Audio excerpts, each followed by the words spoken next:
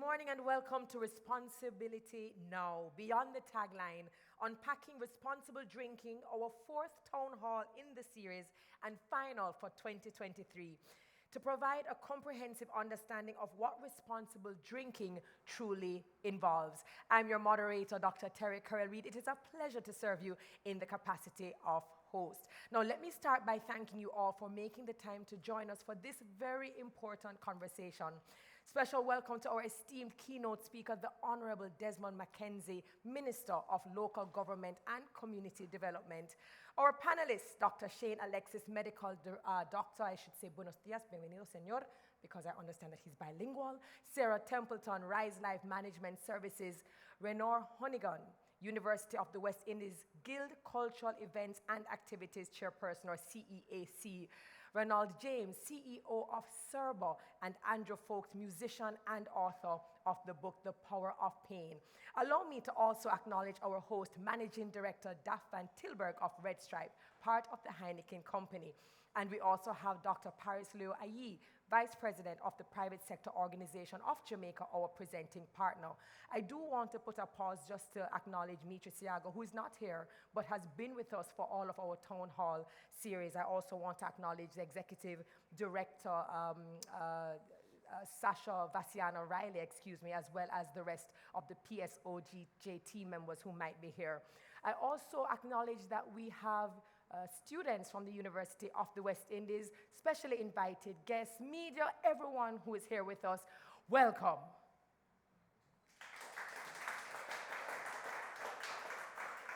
Of course. So we're coming to you live from the Spanish Town Road headquarters of the world's coolest beer company, Red Stripe. Special welcome to all of our viewers online who have joined us via Red Stripe corporate social media pages, YouTube, Instagram, and Facebook. We're so happy to have you here with us, and we're going to make sure the conversation is as interactive as possible. And remember, we want to hear from you, and there will be opportunities for you to ask questions. Now, before we get into the goal today, there might be those of you who are joining us for the very first time, and you have no idea what we have discussed in the other town halls.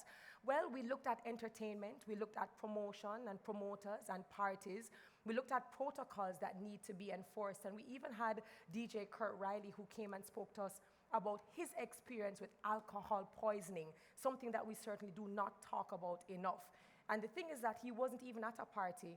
He was inside with a few friends, but they drank and they mixed their drinks, and so we wanted the conversation to also extend to the very fatal issues that we can have when it comes to alcohol poisoning. We also looked at mental health and the role of alcohol in compounding what that mental health issue might look like. We looked at road safety, the Road Safety Act, and we looked at so many other conversations, and I just want to take the opportunity to commend Red Stripe for having these open discussions where people can learn more about drinking responsibly and living responsibly. So our goal today is to continue the fight against alcohol misuse by exploring all the different variables that may foster irresponsible behavior.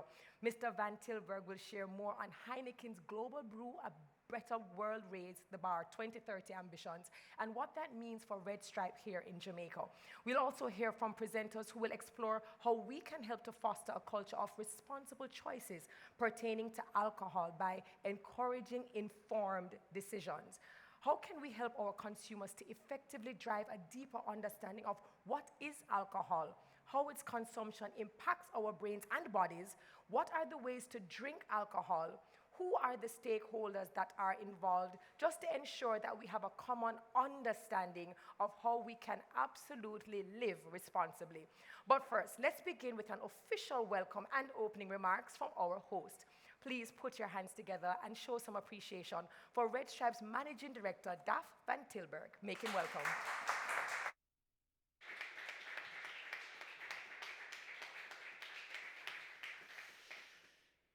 Thank you very much, Terry Carrell. And good morning to all of you. And it's an enormous privilege to be here together with you and get the opportunity to do the welcome words for the town hall. But first of all, let me acknowledge the people in the room, the Minister of Local Government and Community Development, the Honorable Desmond Mackenzie, PSOJ President Metri Siaga, members of the panel, representatives of the Jamaica Constabulary Force, National Road Safety Council, and Road Safety Unit of the Transport Ministry, other specially invited guests, members of the media, and of course, my dear Red Stripe team. Good morning to all of you. Good morning.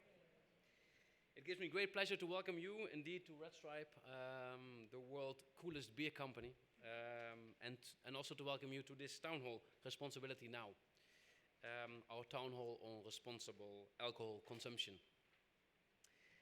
And as the title says, our aim is really to go beyond the tagline and to really delve deep into the concept of responsible consumption. Going beyond the advertisement, the typical advertising tagline, to discuss in a very meaningful way what exactly is responsible consumption, what does it really mean, and how do we help to foster a more responsible drinking culture.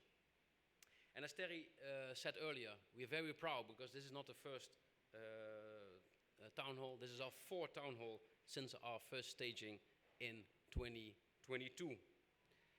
And indeed, Red Stripe is recognized as a major player in the socio-economic development of Jamaica, but also we have a reputation of being a responsible corporate citizen. And that's very much in line with our purpose and our global company purpose, to brew the joy of true togetherness to inspire a better world. Indeed, we manufacture, we sell, we market beers and spirits, and for us, we are committed to be responsible in all we do. Responsible in the way we communicate, responsible in the way we market, responsible in the way we sell, and responsible in the way we consume these unique products. And in the call to greater responsibility, for us there's three elements there. One, ensuring that the consumer always have a choice, addressing harmful use of alcohol, and thirdly, also to promote moderation. And we have been working on this for a long time and with many initiatives. And just to name a few of them, our Drink and Live Responsibly advertisement campaign. We are doing social media community building and engagement through competition like Real Responsibility and our most recent Sippin' Safely Jingle competition on Instagram. We are engaging with social media influencers and with thought leaders. We are working together with rideshare partners to support our message of when you drink, never drive. And also we have worked on the parents movement upon another level, which really leverages the power of the parents, guidance counselors, and teachers at home and at the schools to reduce underage consumption. And then we have today, our town hall fits perfectly in this, another initiative in the arsenal of programs to promote responsibility. And I think it's also timely because, of course, we go to the festive season. We are fast approaching a high consumption moment with Christmas parties, with Christmas events. And as much as we all are looking forward to the celebrations together with our family and our friends, we need to be mindful, we need to be extra careful with our alcohol intake so that we can enjoy the great memories that come with those celebrations. So today, the Town Hall Responsibility Now is really a call to action to proactively spread the message of moderation and get everyone to see that we all have a role to play. I want to use this opportunity to thank all our stakeholders present, and particularly the government of Jamaica, represented by Minister Mackenzie, for the support of our efforts, the PSOJ for their consistent endorsement of our programs, but also being a very important partners for these town halls. And of course, I would like to thank the Red Stripe team and the Red Stripe Corporate Affairs team for all the work they do in leading the promotion of responsible consumption. So in conclusion, I think today underlines our commitment to promote responsible consumption. Of course, we understand and we believe that promoting responsible consumption is not something we can do alone. We have to do it together. It has to be a collective effort.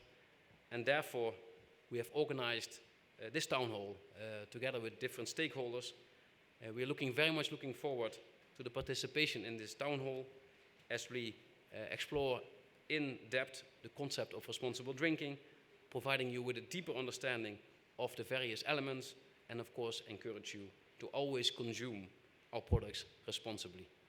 And with that, I would like to thank you for your participation. I would like to welcome you again to Red Stripe, and wishing all of you a very meaningful and a very pleasant town hall. Thank you very much. Thank you so very much. So very well said. A couple of things that stood out for me, and it's something that we just cannot separate ourselves from, and it's the fact that drinking is a huge part of our socio-cultural DNA, right? You get a promotion, let's cheers. Let's have some drinks to that. You get a milestone or it's something that you are celebrating, guess what? Cheers to that. If we are going to celebrate a wedding, funeral, bonuses, and as the managing director said, we are fast approaching Christmas, so we understand, especially after the pandemic as well, people are just so happy to be outside. And so even what we're saying is that we don't expect people to not drink, but we just want you to do it with moderation and understanding your limits and being okay in saying, that's enough, I won't have any more. Another takeaway for me listening to his speech, of course, is heavy is the head that wears the crown, and Red Stripe wears it quite well. And he spoke about the importance of the alignment, passion, purpose, people, planet. That responsibility starts right here at home, at Red Stripe. It's a part of their lifestyle, from the factory to the messaging to how they engage their community. And lastly, he mentioned that they cannot do it by themselves because responsibility is everybody's business. And so the private sector organization of Jamaica has once again teamed up with the Red Stripe team to lend support to the continuing effort to promote moderation. Please welcome PSOJ's Vice President, Dr. Paris Leo Ayi, to the stage. Thank you. Morning, everyone. Good morning. Minister Desmond McKenzie, Red Stripe Managing Director, Mr. Van Tilburg, thank you for inviting us to your cool place. And I see some of my friends from Red Stripe, Diane and Howard. Good to see you guys again. Distinguished panelists here today. Our Master of Ceremonies extraordinaire, Dr. Terry Carell Reed. Members of the media, ladies and gentlemen, good morning. It is an honor to be here representing our President, Metro Siaga, from the private sector organization of Jamaica at this crucial stage of the Red Stripe Responibility Now Town Hall. I would like to extend my heartfelt congratulations to Red Stripe on your exceptional dedication and ongoing commitment through the Responibility Now Town Hall series. Your efforts in highlighting and addressing the crucial issue of responsible drinking are commendable and inspiring to all of us in the private sector. Drunk driving is an important contributor to road crashes and fatalities, right up there with speeding, as evidenced by the data I work with on a daily basis and my close collaboration with the National Road Safety Council. This initiative is laudable, and it is imperative that we translate it into actionable solutions for promoting responsible drinking among road users. This initiative, spearheaded by Red Stripe, resonates deeply with our mission at the PSOJ, as we too are steadfast in our commitment to promoting responsible practices across all sectors. We are here today united in a common purpose to not only discuss but also enact meaningful change in how we approach responsible drinking. This issue is of paramount importance to the well-being of our society. Your theme today, beyond the tagline, Unpacking Responsible Drinking, resonates deeply with us, especially as we enter the festive season. While this period is a time of celebration, it also calls for a renewed commitment to responsible behaviors and choices. Responsible drinking is not merely a concept, it is a vital practice that impacts every facet of our society. At the PSOJ, we understand the role of the private sector as a powerful catalyst for social change. We are not just endorsers, but active participants in driving this change. In this regard, we applaud Red Stripe for setting an exemplary standard in the alcohol industry through responsible marketing, innovative product development, and comprehensive employee training. We continue to salute the many different private sector initiatives that have gone beyond lip service to enacting changes we need here in Jamaica. From Grace Kennedy's Clean Harbor Project to Carib Cement and Red Stripes road safety initiatives, all the way to the PSOJ's own Project STAR, which Red Stripe is a partner in as well. However, the need for responsible drinking extends beyond corporate agendas. It is a societal imperative. According to the 2018 World Health Organization Global Status Report on Alcohol and Health, alcohol-related harm in Jamaica has led to healthcare costs of approximately 12.7 billion Jamaican dollars. PAHO's 2020 report on alcohol consumption and health in the Americas further highlights the economic burden, citing lost productivity costs at 10.8 billion Jamaican dollars. Additionally, the National Institute of Alcohol Abuse and Alcoholism reports that property damage due to alcohol misuse is estimated at about 5.4 billion Jamaican dollars. The social consequences, particularly the link between alcohol and violence, are profound and far-reaching. When we combine this with the annual cost of care for road traffic crash victims at about 3.2 billion Jamaican dollars per year, with breakouts ranging from a per victim cost of $94,000 for persons in a motor vehicle crash, not necessarily dead, to $263,000 per motorcycle rider injury. And the intersection then with alcohol-related costs and injuries, there's a staggering figure emerging. I wrote this speech yesterday. There were 376 fatalities when I wrote this speech. I got the update this morning.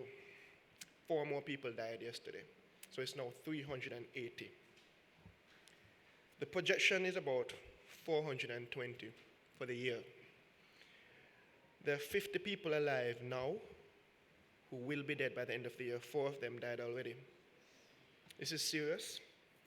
We'll hear the government minister. The reality is that the fatalities last year total was 488. We're going to end the year at about 420. We're going to say we did a good job. No, we didn't. About 10 years ago, we declared we're going to keep it below 300. So we're not doing well at all. We cannot be proud about 420. We cannot be proud about the number of multi-fatality collisions we've seen. This year alone, we saw 2 collisions resulting in 5 deaths each. Nothing like that happened last year, which was the worst year on record. So you have to put things in perspective right now, and we're not even talking about people who are not dead. We're not talking about the loss of productivity or the damaged infrastructure. We're just talking about dead people. We're not doing well at all. But the statistics underscore the urgency of our mission. Effective prevention and intervention strategies are critical in addressing both the symptoms and the root causes of alcohol misuse. This mission requires collaboration. The complexity of alcohol-related challenges demands a united front involving the private sector, government, and civil society. We must develop and implement comprehensive strategies that promote responsible drinking as a societal norm. And this is key. Implementation such as what Red Stripe continues to do. Remember that this event today is not a launch. Red Stripe is continuing to do things like this, moving the bar and keeping pressing forward. This type of thing is important to move it away from studies and statistics that we keep running around in circles doing. Move towards execution, and that's what we see happening today and continue to see. In closing, let us remember our responsibility towards our nation's future. Our actions today lay the foundation for a healthier, more prosperous Jamaica. Let us continue to work together, fostering a culture of moderation and mindful consumption for the benefit of all our citizens. Thank you. Oh, I'm sure we can do a much better job than that.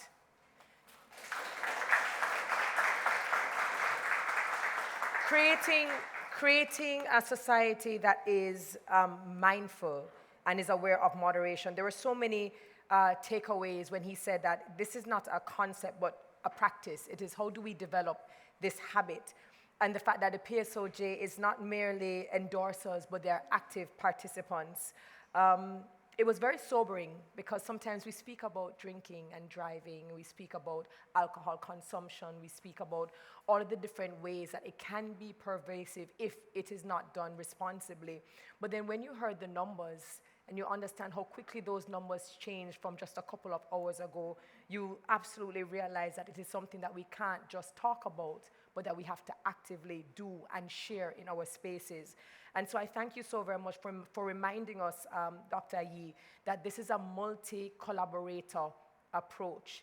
Every facet, every space, until we actually create a society that is built on moderation being the norm. So I thank you so very much for your contribution. And again, thank you to the PSOJ for not just being endorsers, but being active participants. So ladies and gentlemen, the continued partnership with the PSOJ and Red Stripe really speaks to the importance of this movement. So responsible consumption isn't just a business target. It's a national imperative that requires a collective effort of various stakeholders to drive home its importance. And the person who is our esteemed guest speaker or keynote speaker this morning is a man who sits in two spaces, as a policymaker, legislator, but also as an artsman. Many of us may not know.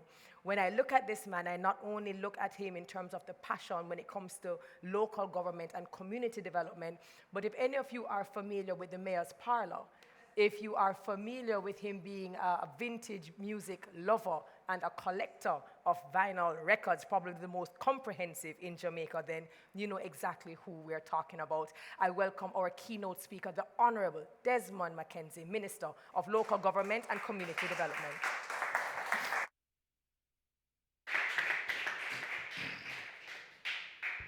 Thank you, Doc. Let me acknowledge the head of the coolest beer in the world. That has to be Red Stripe, right? Shane,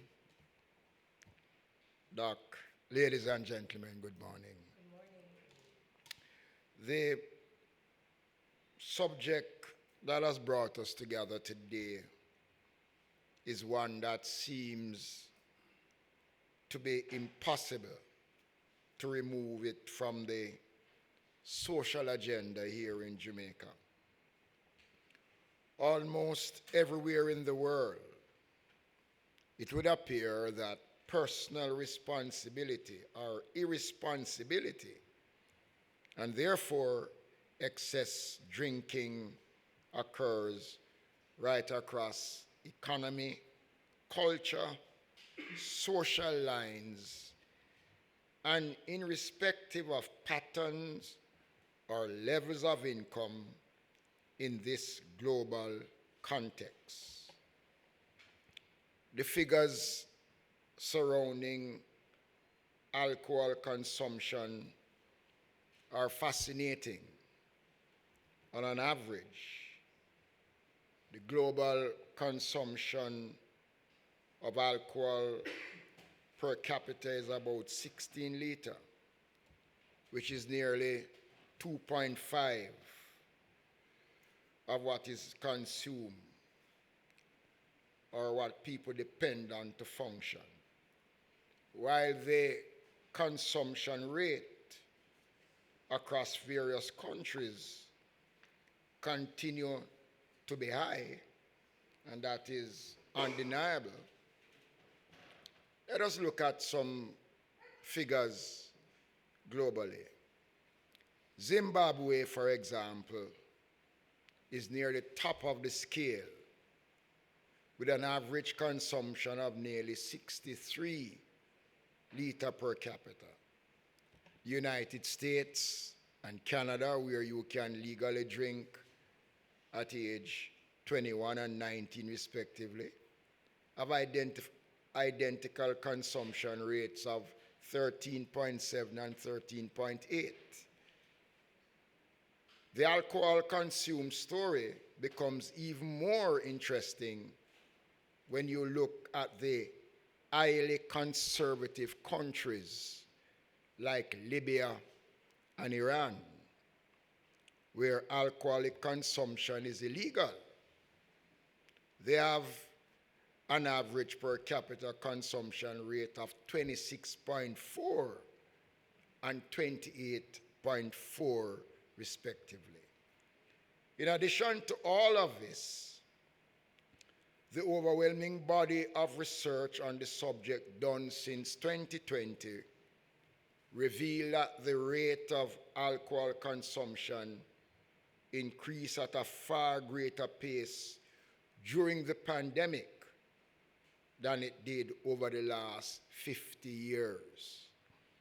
Here in Jamaica, we are a few points below the global average, 11.9 of the consumption rate. However, we can all agree that there is no cause for us to celebrate, as alcohol has been and remains the most widely misused substance locally. Our country, like so many others, is dealing with an unintended consequences of irresponsible drinking. Alcohol, the attributed death rate is about 6.2 per 100,000. For women, 23.7 death, and for men, it is also at a very high rate. It's something that I don't think we in this country feels comfortable about. The National Drug Use Household Survey revealed that approximately 15% of the population is at medium to high risk when it comes on to the acceptance of alcohol. In other words, over some 370,000 Jamaicans that the survey have shown has a high dependency use of alcohol. In Jamaica, 42% of our population, aged 12 to 65 for men, at the rate of 57%, and 28% for women. The effects of these lifestyle choices are not confined to those who drink irresponsibly. They draw their families, their friends, strangers, the medical profession, and in the public and private sector, the Jamaica Fire Brigade, which serves as our first respondent to traffic accident. Consider for a moment, ladies and gentlemen, that in 2014, 9 years ago, the government of Jamaica spent $12.6 billion directly or indirectly as it relates to health care to persons who are admitted to public hospitals. The money was spent on people who were injured through a combination of 25,000 Jamaicans, violence, 13,000 road crashes, which alcohol impaired driving has been a major factor in a number of these accidents. It is because of these historical and persistent reasons that early this year, the government launched the 2023 National Drugs Study to investigate the substance use across Jamaica. This national household study will generate critical data, including that concerning alcohol misuse in our population. The information will help us to develop a national alcoholic policy, as well as to provide the basis for evidence-based prevention, treatment, harm reduction programs. The objective of the policies include a reduction in the harmful use of alcohol by 10%, the reduction of premature death due to disease that are associated with drinking. In looking at the measures that will be included in to implement this policy, the government recognizes and is heartened by the fact that you, Red Stripe, will remain a reliable and valuable partner in this process. The policy seeks to encourage responsible marketing of alcohol beverages, to reduce underage drinking through education, law enforcement, and to expand public knowledge and appreciation about the negative consequence of abusive drinking and intoxication. This town hall meeting today demonstrates your clear sense of corporate social responsibility. And it is the kind of collaboration that will help our country to make significant inroads into alcoholic use and its consequences.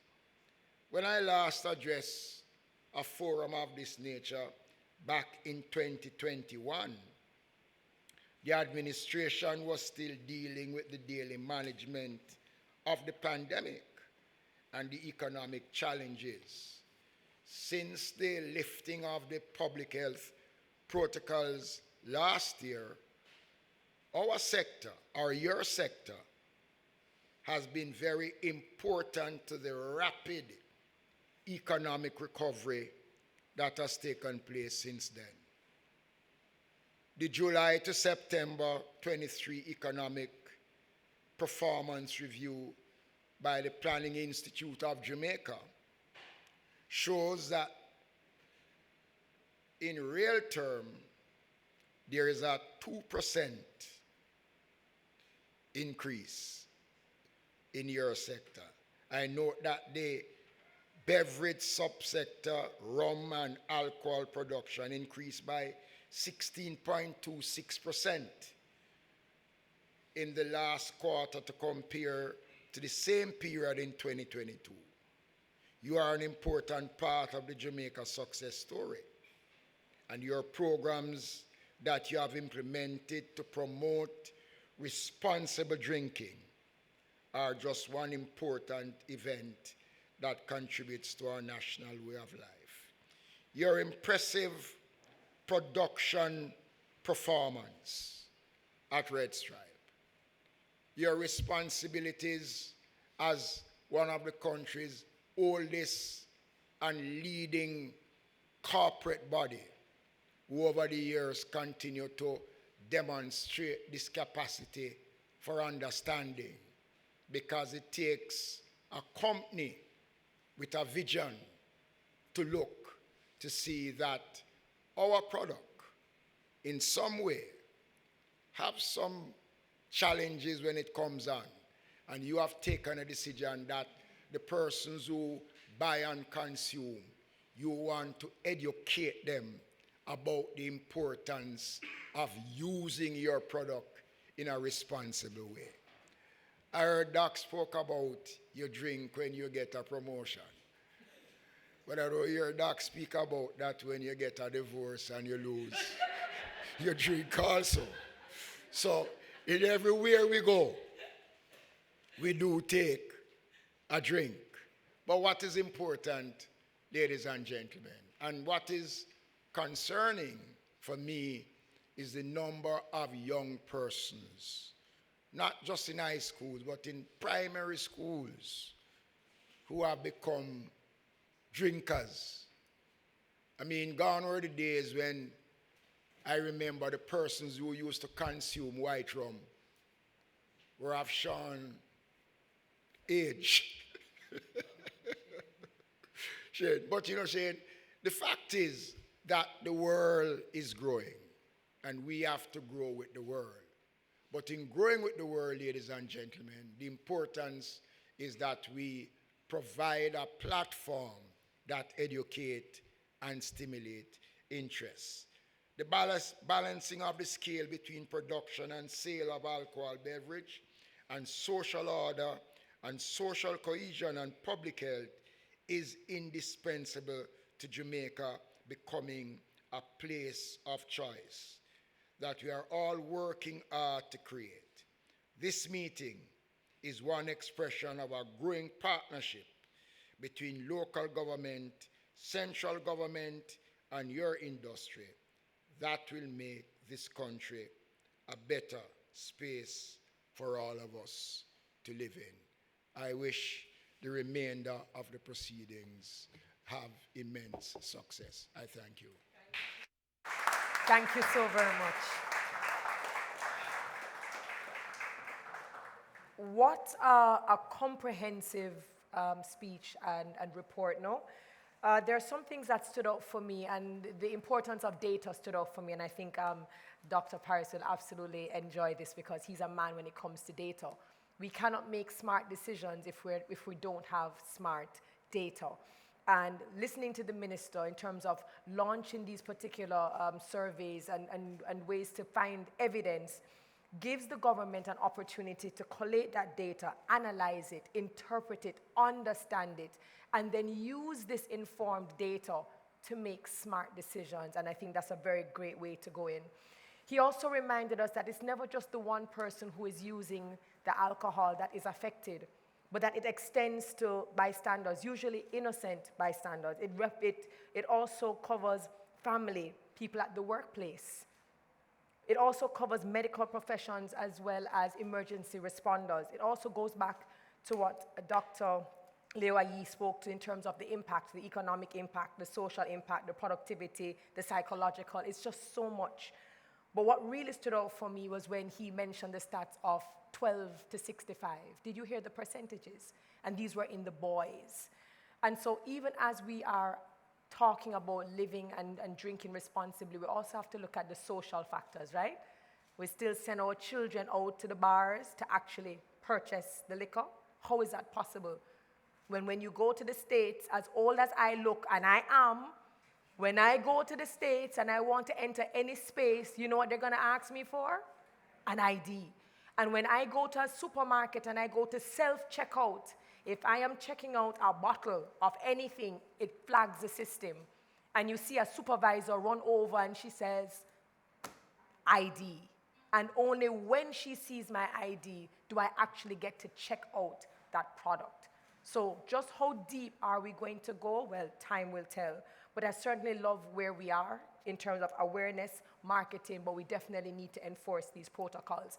Thank you so very much, Minister Mackenzie, for giving us this, this amazing delivery of not just what the global stats look like, but where does Jamaica sit and what does Jamaica intend to do if we plan on being responsible for our future. We absolutely appreciate your words, your nuggets, and your gems. We now invite Dacre Mitchell, Communications Manager at Red Stripe, to offer a vote of thanks to our keynote speaker. Please make her welcome.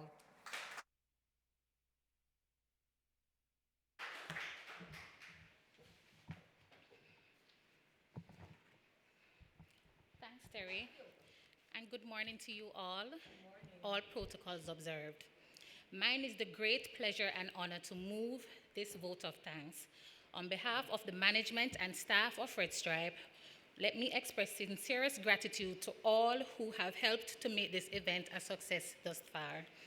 To our guest speaker, the Honorable Desmond Mackenzie, thank you for delivering the keynote address, a very powerful and insightful one which promotes a more comprehensive understanding of responsible drinking beyond just the tagline and fosters a more responsible drinking culture within our community. Guests, we heard the stats, and as Dr. Louis I said earlier, this goes far beyond just corporate. All of us has to play a part in this initiative.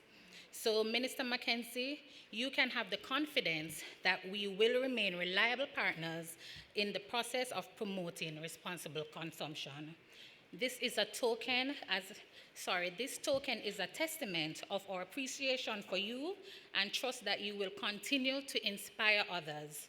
We appreciate you, and we would like to express that appreciation with this special token.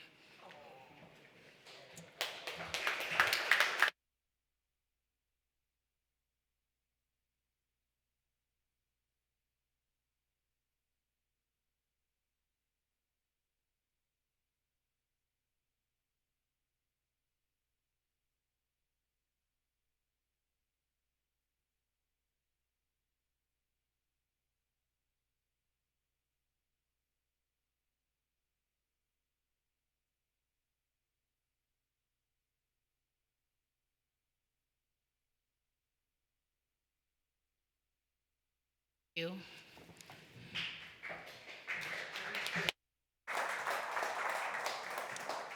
Now, I'm not too certain if the keynote speaker checked the fine print in the contract when he agreed to be the keynote, but the gift items in that bag actually belongs to the master of ceremony, but we will allow him to have his photo op, shan't we? So we're going to move right into our panel discussion, but first, a quick reminder from the Drink and Live Responsibly campaign. Watch this.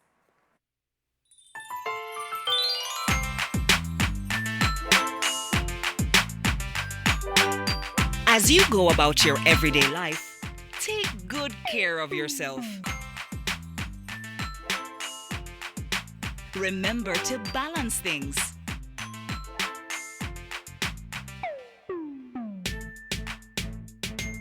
Celebrate with your favorite beverages.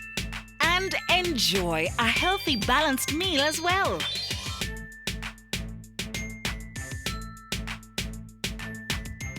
So eat right and drink responsibly.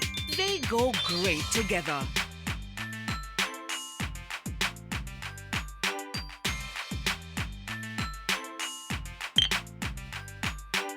Cheers to the best in life.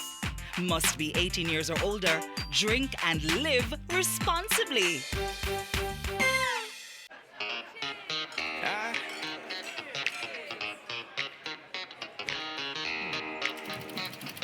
Very superstitious writings on the wall. When you believe in this, but you don't understand that they could superstition ain't the way.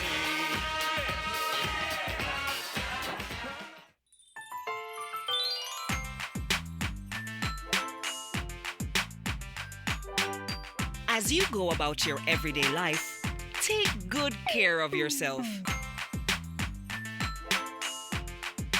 Remember to balance things.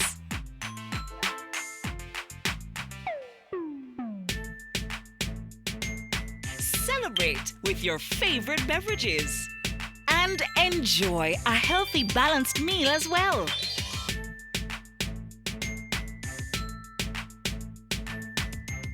So eat right and drink responsibly. They go great together.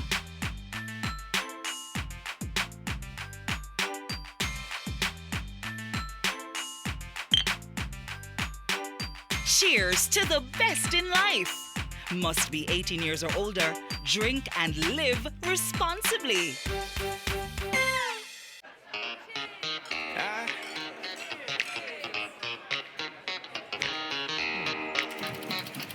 Very superstitious writings on the wall. When you believe in this, but you don't understand that they could superstition ain't the way.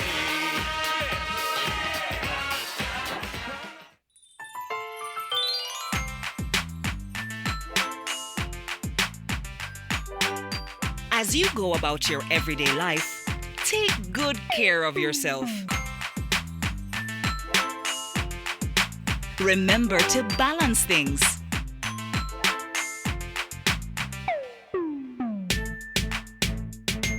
Celebrate with your favorite beverages. And enjoy a healthy, balanced meal as well.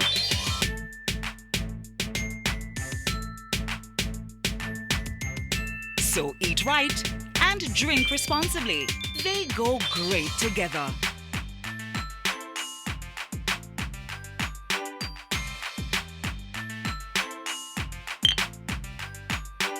Cheers to the best in life. Must be 18 years or older. Drink and live responsibly.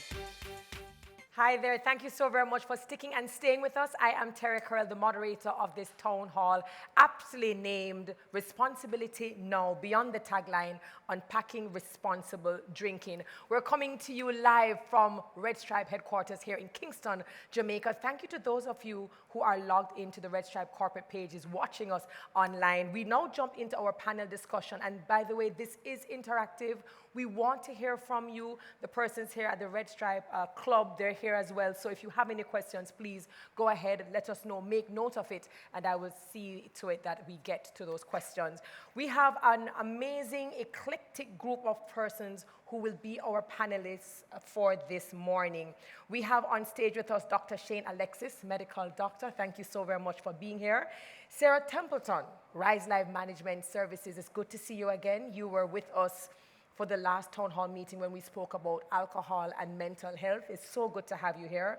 Raynor Honeygan, University of the West Indies Guild Cultural Events and Activities Chairperson, CEAC.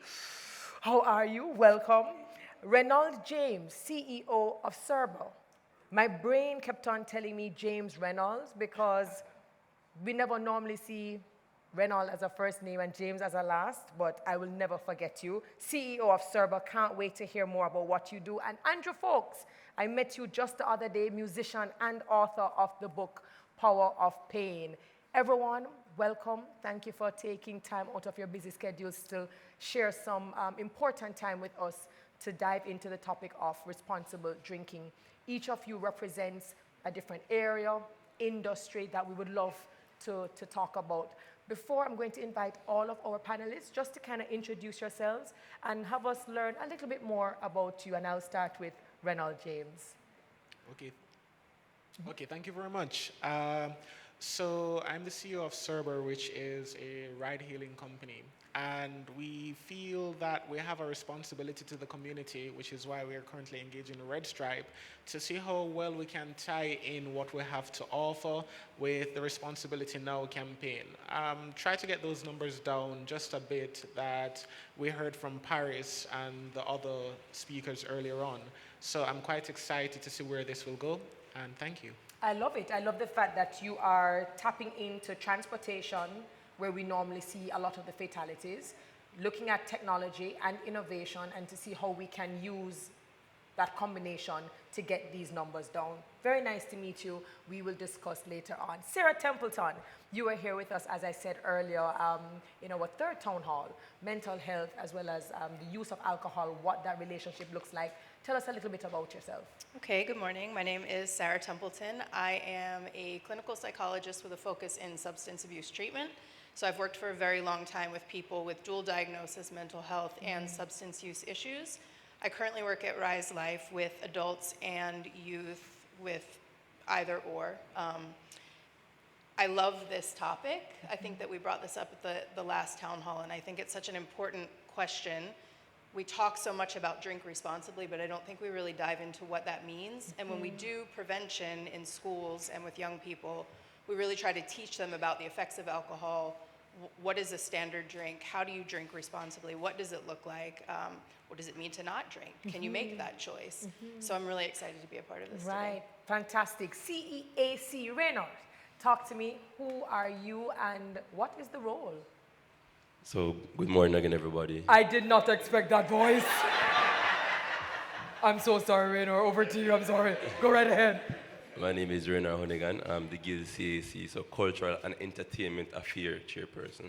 I'm really responsible for organizing and corresponding with events on campus and hosting events, and also educating people of the different cultures within the university space.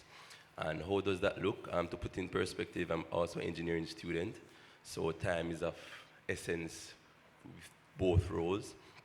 And it's very good to share experiences through the different cultures on campus and how people have a different idea of entertainment.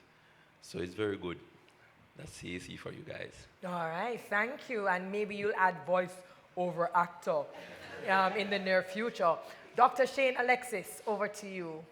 It's hard to talk after somebody like that. I mean, you want a bigger voice to be more successful. So, I'm here, in my own capacity this morning. But one of the things that resonated with me with the earlier presentations is that I'm not sure if Paris knows. 10 years ago, when the Medical Association joined the PSOJ and we were on the council, the vision at that time was to be able to cross between medical issues and the business community. Because at that time, a lot of the medical professionals would come and say, what all is wrong? Don't do this, don't do that. But telling people not to do things doesn't actually change behavior. Correct.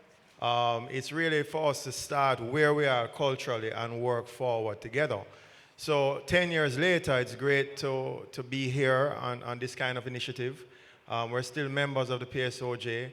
And of course, we had done several activities from Chick-V, Ebola, at that time, Dennis Chung, Chris Zucker, then William Mafood. The point I'm making is it's good to see President Metrosiag and his team here.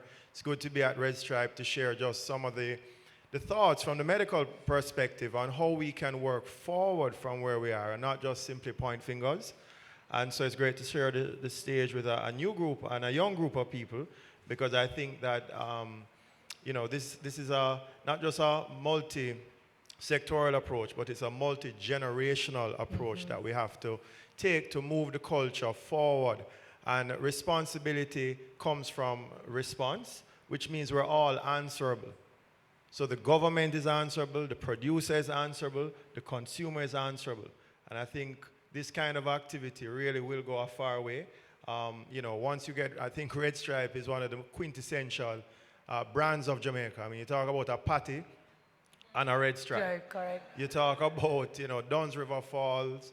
There are several things, and I think it's this kind of brand, and there are others who really can lend their voice, and I hope that we will move from the slogans to programs today, that we'll be able to bring some of these points. We have, Minister Mackenzie here, and hopefully we all know he's influential and can share with others at the cabinet level a few points that I think we'll get across today, and the PSOJ, as leaders in the business community, will also do their part. So thank you. Thank you. Thank you for that. Last but not least, I'm moving down to Andrew, musician, author. What is your take or your role, or why does this conversation about alcohol really come close to home for you? All right, so morning, everybody. Morning. Well, I drank 14 Guinness in 2 hours, so I think me being here, it was needed. Who is Andrew, folks, though? I am someone who was introduced to guns at the age of 13. And so what I've been doing is I've been going into schools, working with troubled youths. I held my first gun in 7th grade, but I managed to finish high school with 9th grade ones. So I have decided to use my story to inspire youths to not go down the same road. That was the reason for my book. And my reason for being here is that I have first-hand experience, personally and with others, how consuming or abusing alcohol, affects us negatively. All right, thank you so very much. I'm going to get into my my individual questions, but I just want to say thank you so very much for betting on yourself. So many people didn't get the opportunity to be where you are in terms of alive, not imprisoned. And based on how you started your conversation, obviously your relationship with alcohol must have changed at some point, and I cannot wait to get into that conversation. So thank you for betting on yourself and now using yourself as an agent of change. I really do appreciate you being here on the panel. So, Doc, I'm going to start with you. We heard the minister speak about it. We heard Dr. Leo Ayi speak about it in terms of, healthcare. It's not just a matter of the fatalities, but it's a matter of even the health of individuals, of citizens. What are the specific health risks associated with excessive alcohol that maybe people just have not yet put together? Well, I missed that class in medical school, but I went to the ones. I went to the ones after that one. You know, look, I think it's well known that as my colleague here said, the abuse or misuse of anything can cause a problem. In Jamaica, we talk about too much of anything isn't good. You know, moderation is really where we have to get all consumers. So just like many other, you know, consumables, it's going to affect from your head down, the brain, vision, behavioral changes, mood changes, all the psychological ills of depression, anxiety, you know, schizophrenia, sleep disorders, down to your heart, circulation issues, cardiovascular issues. Remember that there's a popular social activity that goes with, you know, you go to a bar, you drink and therefore, you know, it's in combination. A lot of the road fatalities are as a result of the use of marijuana, ganja, along with alcohol, not just one or the other. I mean, we're here today focusing on a particular product, but I don't think we should villainize any one product because it's a combination of activities. And as you go down the body, you know, things like your liver, digestive issues, circulation issues, etc. Remember, in Jamaica, we have a high incidence of obesity. People are overweight. You add hypertension, diabetes, then you add more alcohol. So it's really a sort of, you know, perfect storm of problems that can occur when you abuse anything. But one of the things that I think where we can start and build on from today is really changing behavior, changing attitudes towards what's around us. I mean, you know, we spoke about, and you said earlier, yes, we do celebrate with alcohol. But if you're a kid, imagine that you see your parents at a party, you know, they're married 20 years, great. And then you go to a funeral and you see the same thing happening. Sometimes it's hard to tell the difference between a nine-night, a setup, and a celebration is only the music. When you hear it, you say, oh, what it or is. Maybe not. So I think we have to start moving and explaining to kids. And it's controversial to go into schools and say, well, we're going to educate you about something, because there's a fine line between promotion and education. And it requires us to be responsible. We're answerable to our children. We're answerable to the next generation. So that's where the stakeholders today are very important.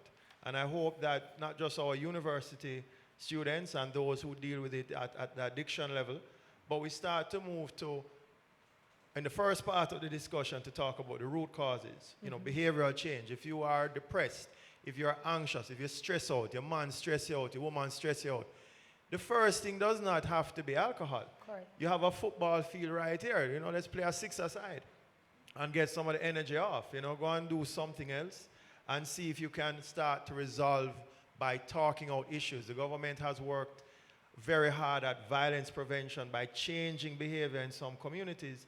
I think we can add, you know, with respect, add alcohol to that kind of discussion to say, you know, it mellows out some people, but it kind of gives some people another effect. Inhibition. They kind of feel like, well, them can just take over the world, and that's a new problem. So I'd say the psychological areas are where we have to spend some more time and change the behavior as early as possible. And that is the perfect segue. I'm going to come to you, Sarah. But before we do, just listening to Dr. Shane Alexis just also speak about the fact that socially sometimes we don't see it as a big deal. It's a part of our DNA. So when we speak about responsible drinking and we're talking about live responsibly, drink responsibly, it's also very important to find out what the man on the road or the woman on the road thinks about it. Have a look.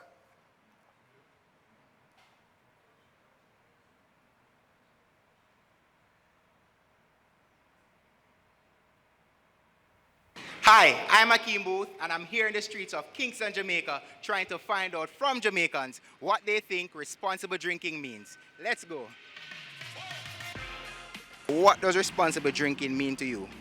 Well, drink to what you can manage. Fair enough, just reasonable drinking. Drinking Don't in drink till moderation. you're drunk. That is it. That is not the point. Just drink to what you can manage. As the tagline says, drink responsibly. So I'm here at Red Stripe and we're trying to find out what you know about responsible drinking. Drink and a junk. Don't overdrink and don't drink to unconsciousness. You don't drink and drive. Drink less if you cannot manage the liquor. Responsible drinking mean don't drink and drive. What does responsible drinking mean to you? Eh? Well, I just take a drink and go sleep, you know. Not more than that. Red Stripe for sure. Underage, no drinking also, you understand? So I eat that. Drink responsible. You must know your limit. When you have to stop, if you feel like I get too high, stop. Responsible drinking means that I know my limits. I don't go too far past that because it impacts both me and the people around me. So it's better to just know my limits, so I stop there. Well, for me as a driver, knowing that I'm always designated to go home, I'll probably drink like a 1 or 2 beer if I know I'm driving. Not try to get tips or nothing. Just want to feel refreshed, you know? When you decide you want to take a drink, how you drink? Me drink 1 or 2 or so and me just satisfy. Me not drink so me can get myself intoxicated that me don't know what me doing. If you know say you go drink, don't drive. If you know say like you go party, you feel a certain way, just lower the steering, stop drink. Drink some water. You drink some water and cool down. You know, some cold water and settle yourself.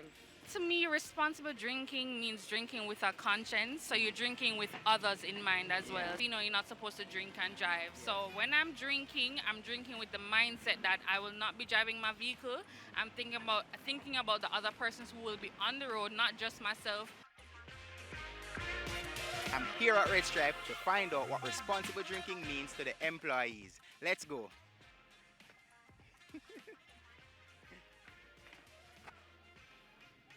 So responsible drinking means drinking at the right place, at the right time, and for the right reasons. So quick question, what does responsible drinking mean to you? Responsible drinking, so it means you have to eat before you drink anything. You have to ensure that you intake your water in between the drinks. Ensure that after a party or after an event, you're not driving if you feel a bit intoxicated. So you have to be responsible. You have to look out for yourself and others. So. Responsible drinking to me means that I should consume my alcoholic beverages without overdoing it. Responsible drinking to me, it's really making sure that you consume in moderation, and obviously that's going to vary depending on each individual. What does responsible drinking mean to you? It means going home to my family. Responsible drinking means that, of course, don't drink and drive. And 2, make sure you're at the right age limit, so that means 18 years or older. It's basically knowing my limit, how much alcohol my body can take. A responsible drinking means, not to have too much, more than, you can manage, that you not get drunk and, you're in your right mind. Yeah. Not to drink and drive. Drink to your limit. That's right. Yeah, and not to drink and overdo it. Well, responsible drinking means to me a lot. You have to just drink and control the feeling where I get. Say you have to be upon a level.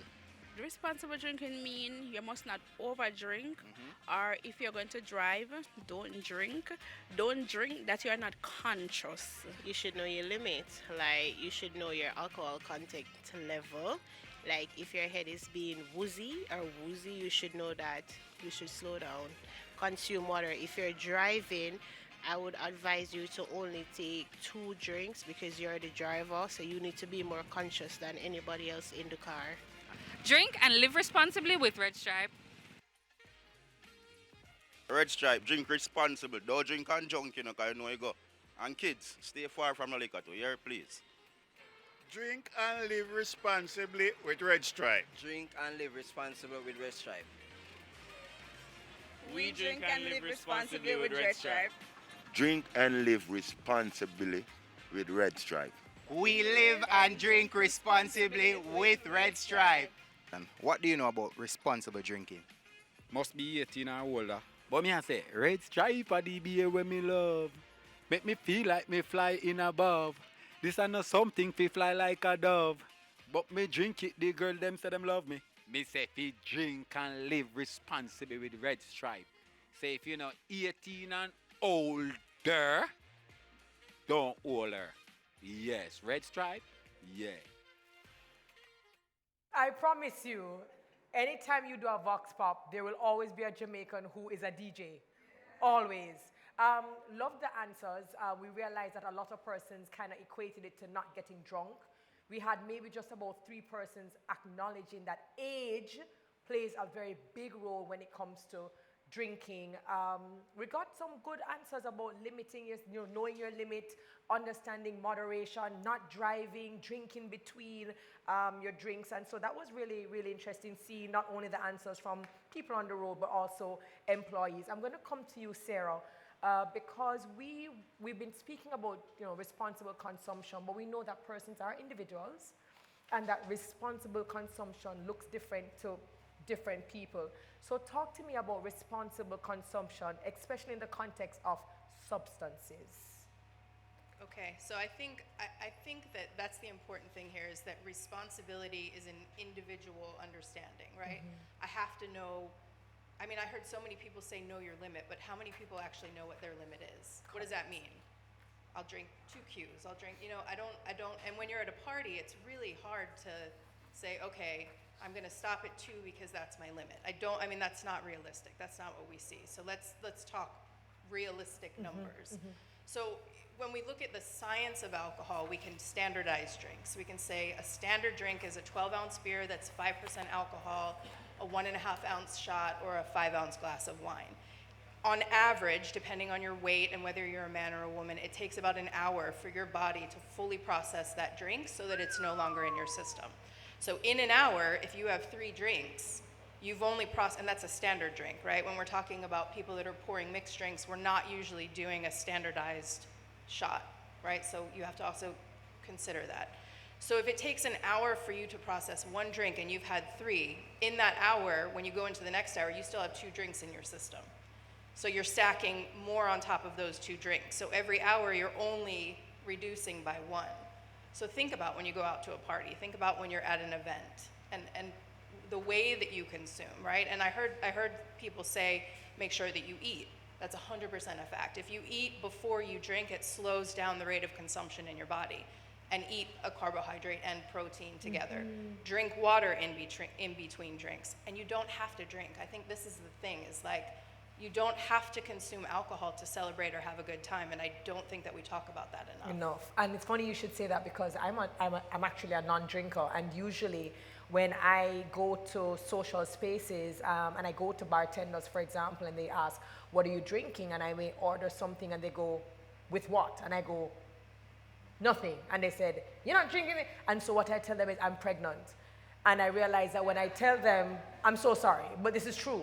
I realize that when I tell them, I'm just not a drinker, I almost feel a little bit judged for being in a social space and not partaking the way everyone does. But I realize when I tell bartenders I'm pregnant, they all go, oh, no problem. So I almost have to justify why I'm a non-drinker. So I think that that's very interesting.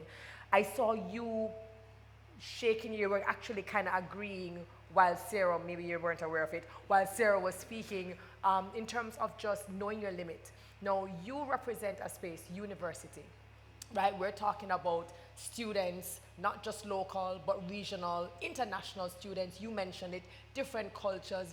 University always having different things and parties and fetes, and for different seasons, students are coming together, different backgrounds, some are aware, some aren't aware.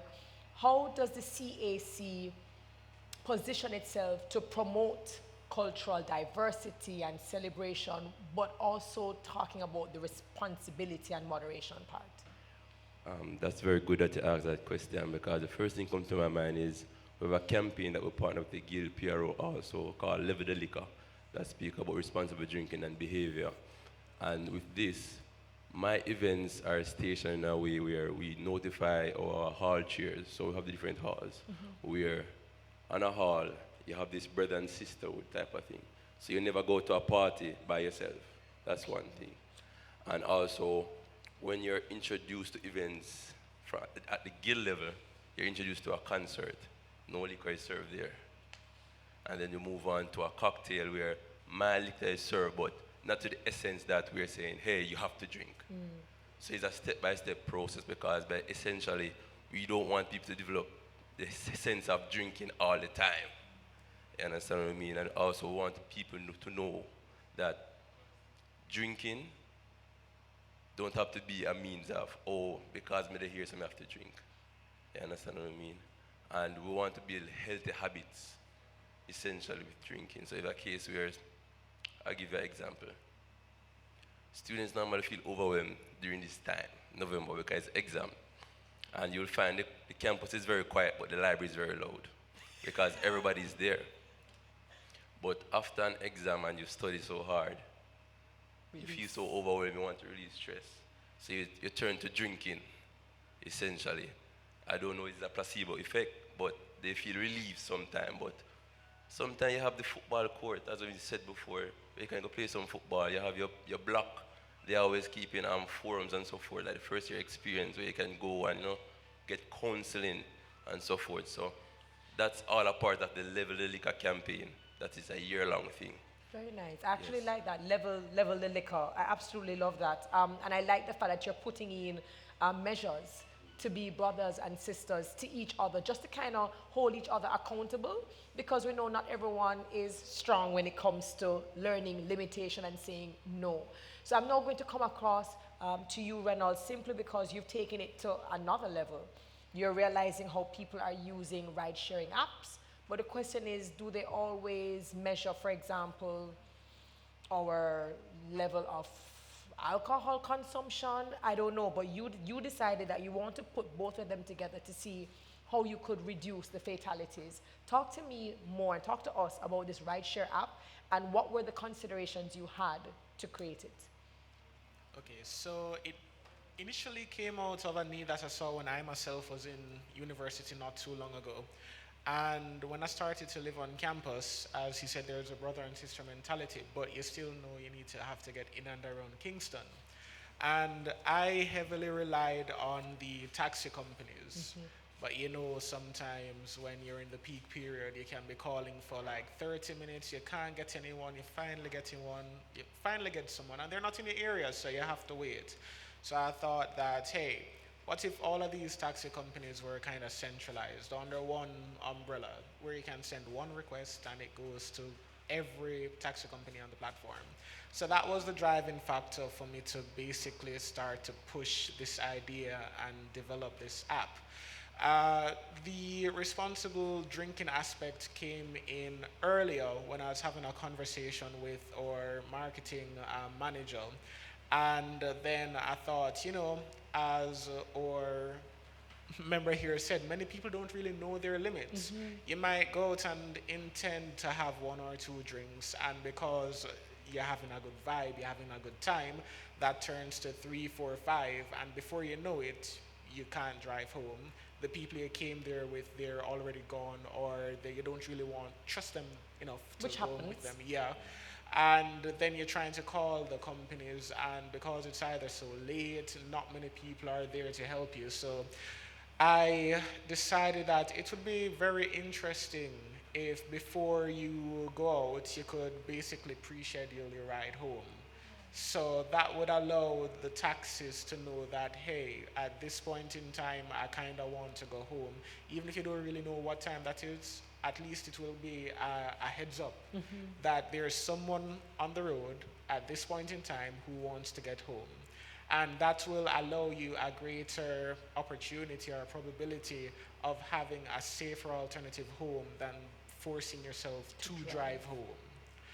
And that's the direction that I would like to head in. How do we get this from being simply a service or an offering to a part of the considerations of person before they even leave their house?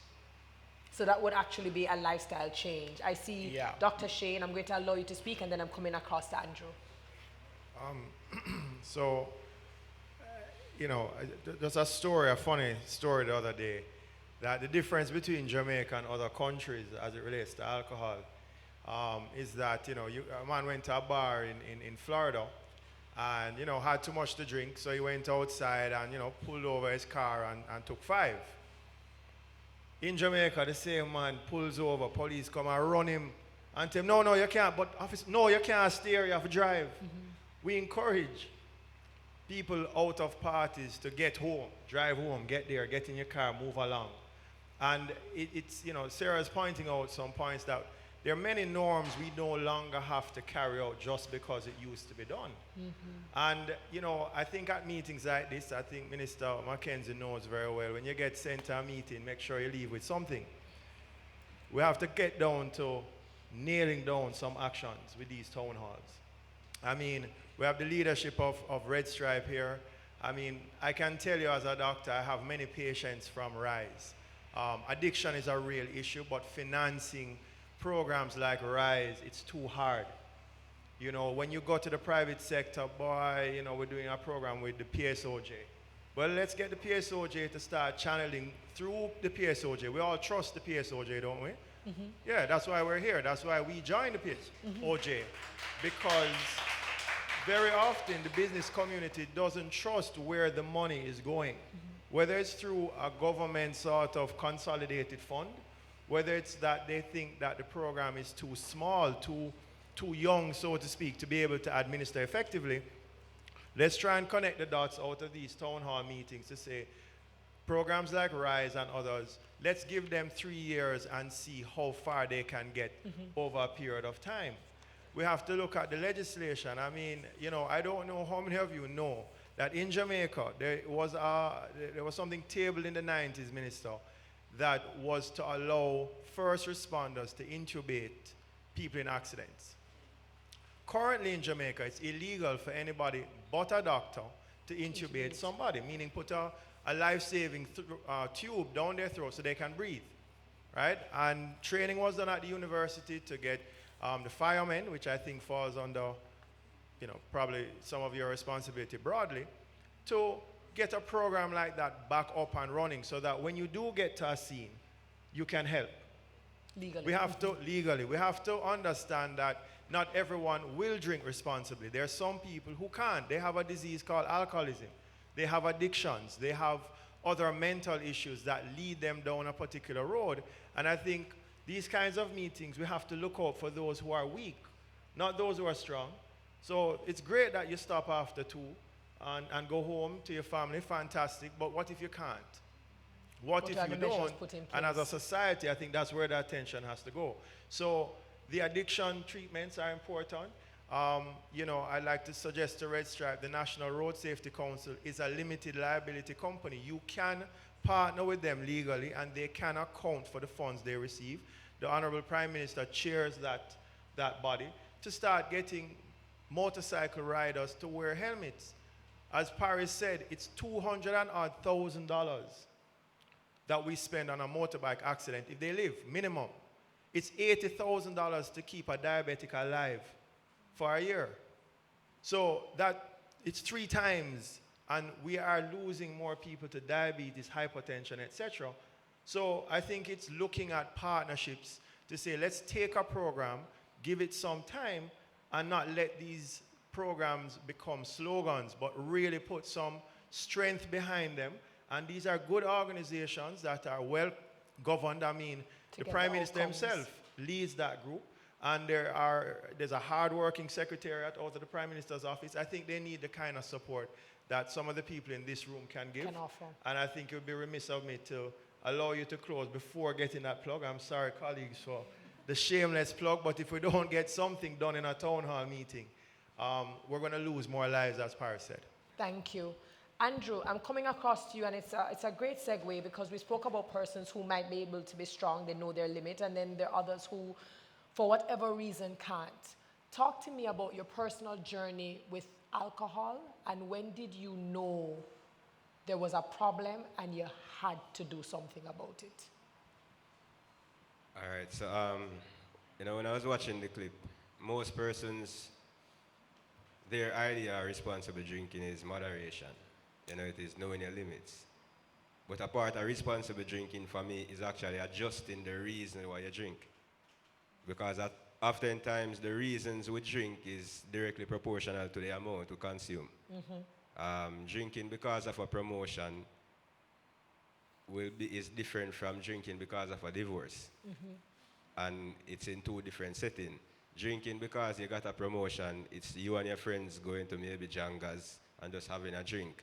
Drinking because my wife filed for a divorce is me at home with a few bottles by myself, no guidance, no friend, just me. My phone is off, so I go and drink until I pass out. So it is also adjusting the reasons. In Jamaica, we are cultured where, I grew up, I'm what you'd call a street youth. I grew up that way. And in Jamaica, youths like me, we're cultured to suppress emotional pain. It's not cool to express emotional hurt. There's no friend a ghetto youth can go to say, I feel that way, I'm a girl, do this. You can't do that as a ghetto youth. And so what we do is we suppress and we drink. Right? And that's what I did. I drank 14 Guinness one particular night because there was no one. I was going through a lot. I had 14 bottles of Guinness and a knife. So I was going to drink and then kill myself. That was it, because I can't call none of my friends and talk to them about what I was facing.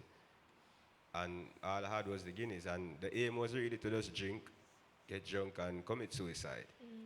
Right? And sometimes we'd see persons drinking, and the first thing that we do is judge. But never try to judge what you don't understand. Because that's what we do a lot of times. You see somebody in a bar at 5 o'clock in the morning and, watch them drunk out there. But why would someone leave their house to go to a bar at 5 a.m.? There's always a root cause. And promoting responsible drinking is one. It's all good to have tonals, but understand that the persons that are really affected by alcohol abuse are not persons who watch this tonal on Instagram, and they aren't persons who are here. And so what we need to do is, so it's all good, the tonal is good, and kudos to Red Stripe for promoting responsible drinking, but we have to go into the communities. What the Ministry of National Security does, the police, when they want to catch criminals, what they do is they send undercover cops, in the areas that they want to find these criminals. And I think what we need to do in promoting responsible drinking and in finding the root cause is we need to send some undercover psychiatrists into bars.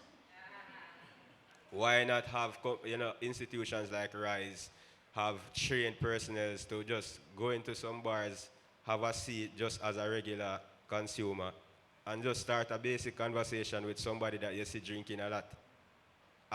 From that conversation, you will find the reason for that person being in the bar, and then that can, all of that information gathered can become stats. Because we need grassroots stats to see the real effects of, alcohol abuse. How I realized that I was abusing alcohol and I had to change was Father's Day last year. I got a gift for my daughter. She was 8. And in that gift bag, she bought me an AirPod and 2 other stuff, but then there was 5 Guineas. And I remember sitting outside and I had the bag, and my daughter is 8, so I appreciated the gift. But then all she said that the drink is Guinness. So she bought. My daughter didn't purchase the Guinness. I want to get No, that we out. understand. We Yeah, did things right. so. We did. No. We Let me did just- things so, but thank you no, for the clarity. Remember, she would have to have a. Yeah. No, but she decided what she wanted to put in the bag. Let me, because I say there's a heart attack about to happen, but no.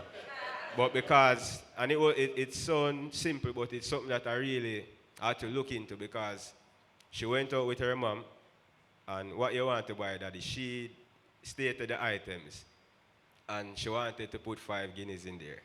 So her mom purchased the 5 Guineas. But because that's all she saw Daddy drinking, she thought it important to do That was that. the value. And then I had to sit down and say, if this is so, if I am doing something like this to the point where my 8-year-old child actually would not present that gift back to me without Guinness being a part of it, then I really had to fix, my issues. And so. Thank you so very much. Thank you for your transparency. Thank you for your honesty. I'm going to come across to Sarah because you see this all the time, this level of dependency, and he had this aha moment because of the value that he has or the relationship that he has with his daughter. She was able to have him kind of have that moment where he goes, no, I have to fix this. What are some signs that some people who have dependency issues, what are some signs that their family members have to look, what do they look for? And what are the steps that we take, especially when many of us don't know how to deal with cases like alcohol dependency? So it's very easy for any of us to become dependent because it's just one more drink, right? So when we look at tolerance is, it's not how much alcohol you can hold, which is how we all look at it. It's actually your brain tricking your body into taking in more alcohol. So if you think about the first time you ever had a drink, it took a very small amount to feel the effects. And then further on down the road, you needed a little bit more and then a little bit more. And so that's how dependence builds, is that, well, when I needed one beer, I now need 4 to feel the same effects. I don't notice that there's more alcohol in my system because my brain has learned to adapt to this amount of alcohol.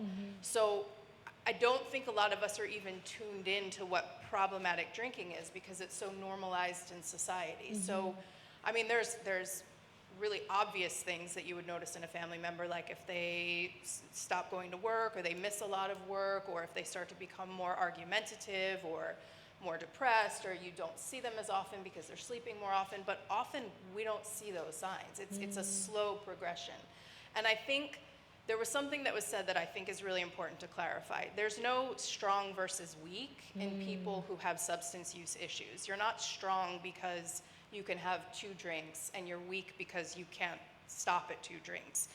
Alcoholism and addiction it's a disease. It's not a problem of will. It's literally just like diabetes or heart disease, anything else that you would need to seek medical treatment for, it's the same with addiction. And I think that's a really important distinction to make because I think that we do look at people who have substance use issues as weak, and if they could just pull it together and if they would just be stronger willed, then they wouldn't have that problem. And it's not true. And I mean, to this point, we don't have a lot of services in this country. They don't exist. I mean, they just reopened the detox at UE, which was closed.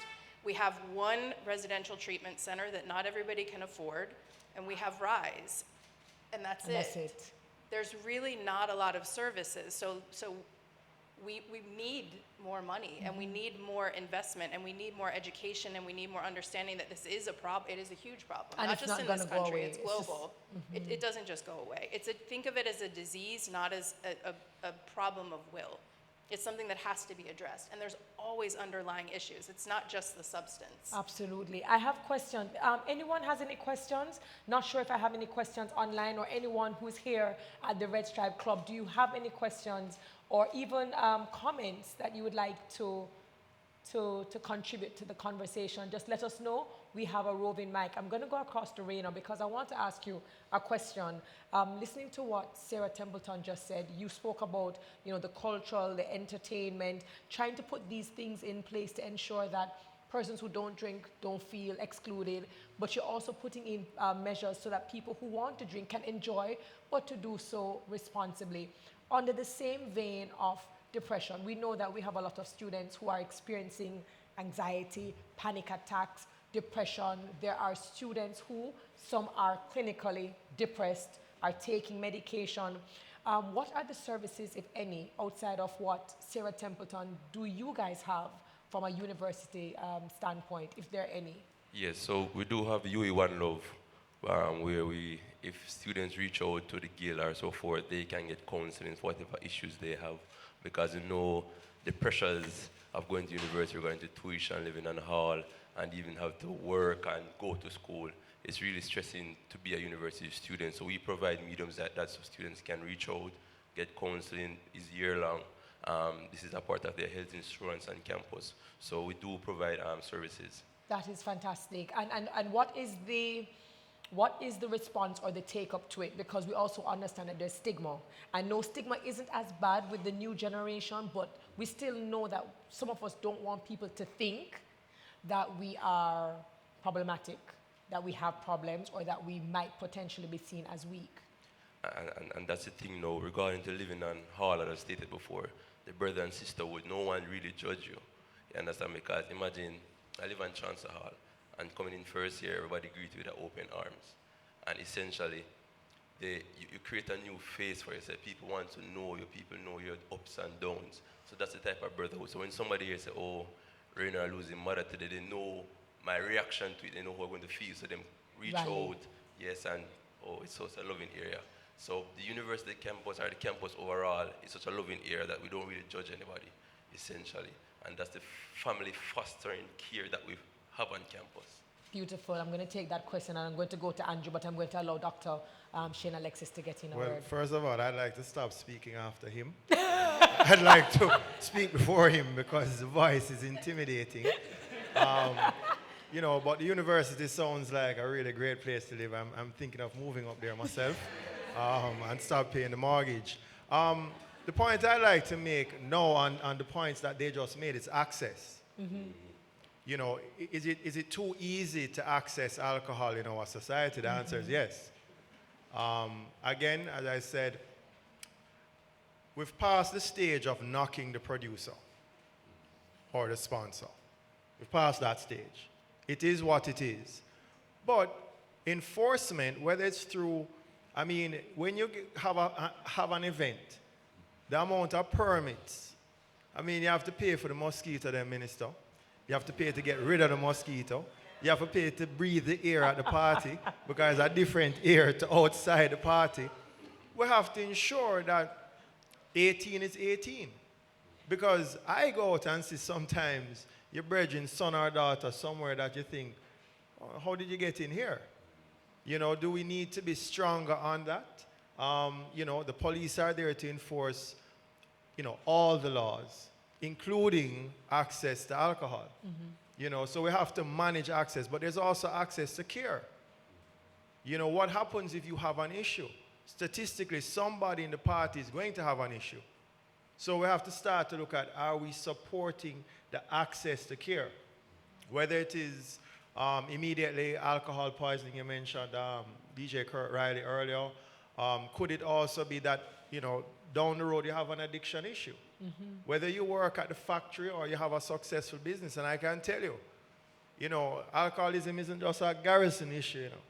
It's right across the board. Some of the most successful people you'll meet drink too much, and some of them have been to treatment and rehabilitated themselves.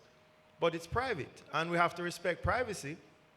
But as he said, you know, where does the youth in the Garrison, just around here, just down the road, get access? Because it's hard enough to see a doctor for hypertension or diabetes or cancer, much less addictions and other issues, which will have a cost. So we have to look at this not just friends and colleagues as a cost, but an investment. An investment. If the kids at the university see the need for a family approach, then I think we can all learn as a country. Let's start in Kingston and get it out. Let's start in this town hall meeting to start looking at one another as family and not just why a stranger, a client, or a customer, but really we're in it together. Absolutely.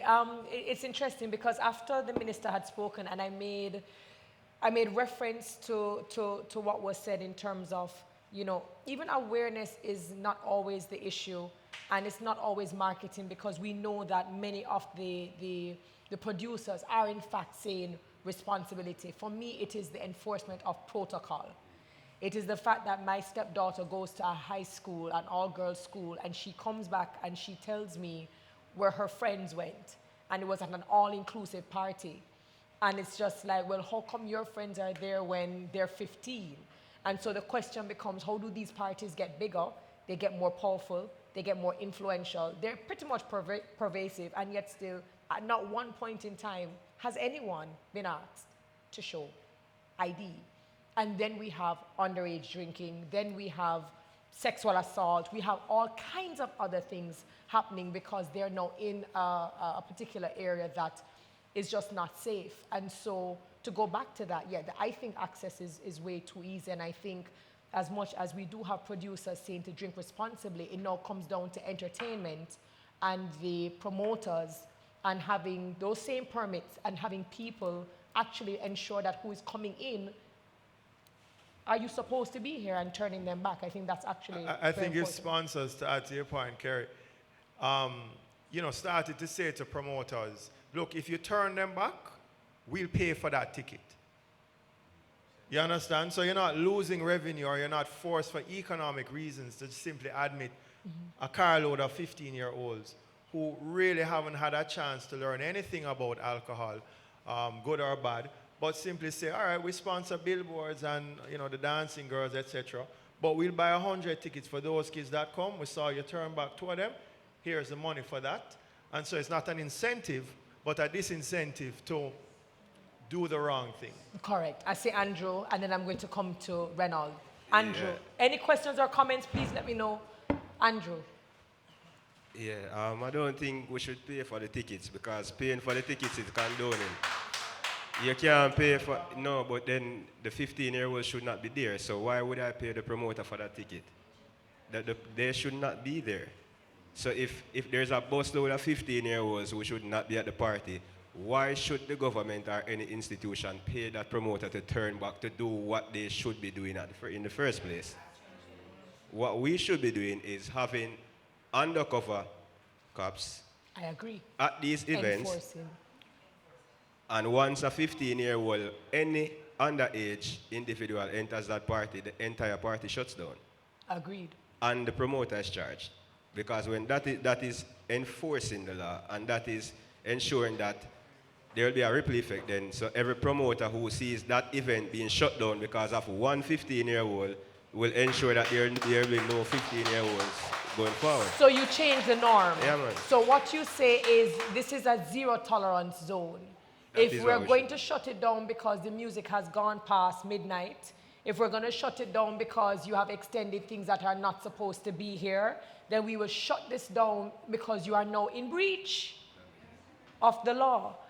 So I'm going to give you, Reynold, the final say. I know that we're running out. I mean, this is the kind of conversation that we can just go on. But hearing all of this coming together, your ride-sharing app, you're looking at the measures. I think for me and maybe persons here, we just want to know how would we be able to ensure that both parties are safe? So yes, you can pre-schedule.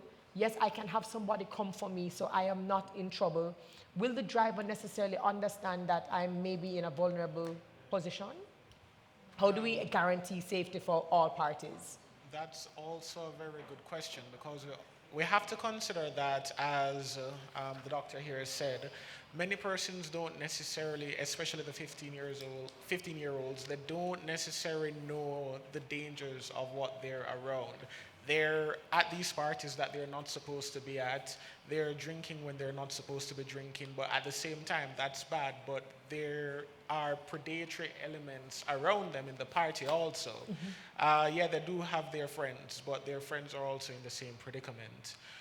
With that being said, we are looking into a few features that would allow the passenger to basically give the driver a notice that they have some level of inhibition or intoxication with them.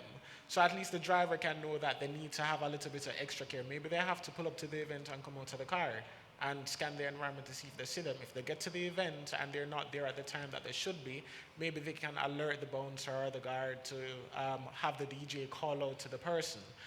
With that being said, it goes both ways also. The person who is intoxicated can also pose a threat to the driver for no reason at all other than being intoxicated.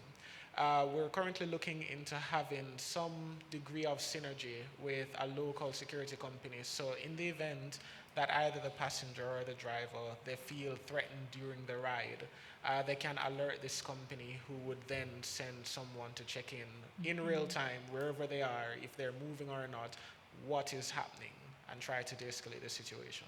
Fantastic. I wish you all the best. To my panelists, thank you so very much. Because of time, we are absolutely out of time, but I hope that there was something that resonated from a policy standpoint, from healthcare, from university life, understanding that there is support, understanding that dependency is not the end of it all, and we all have the opportunity to turn it around depending on the support we have. Rise Life, thank you for the work that you continue to do. And Reynolds, you represent the persons who are now trying to think how they can put their mind and technology into spaces that people use to help them live longer, better, safer lives. But before we go, we always have a very major announcement to make. I think we always make one at the end of every single town hall. I invite Dan Ashton Smith, Head of Corporate Affairs, to make this announcement. But before, let's just have a look at some of these videos.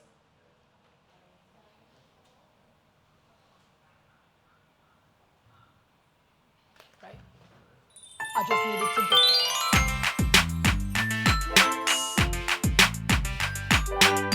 As you go about your everyday life, take good care of yourself. Remember to balance things.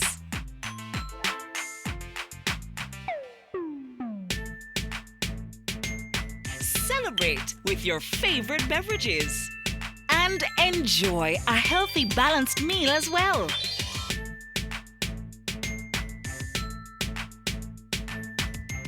So eat right and drink responsibly.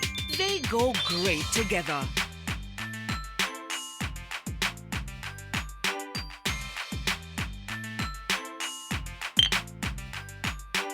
Cheers to the best in life. Must be 18 years or older. Drink and live responsibly.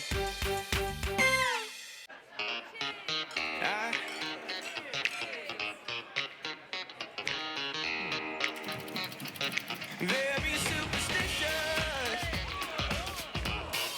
Writings on the wall. When you believe in this, but you don't understand that you're superstition ain't the way.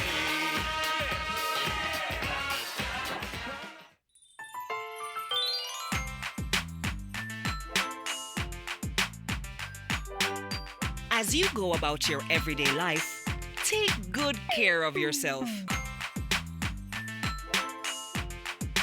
Remember to balance things.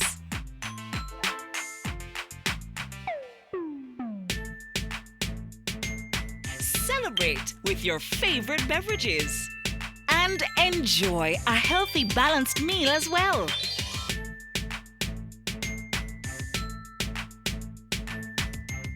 So eat right and drink responsibly. They go great together.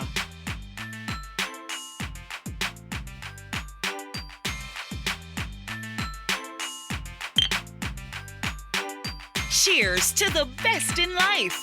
Must be 18 years or older. Drink and live responsibly.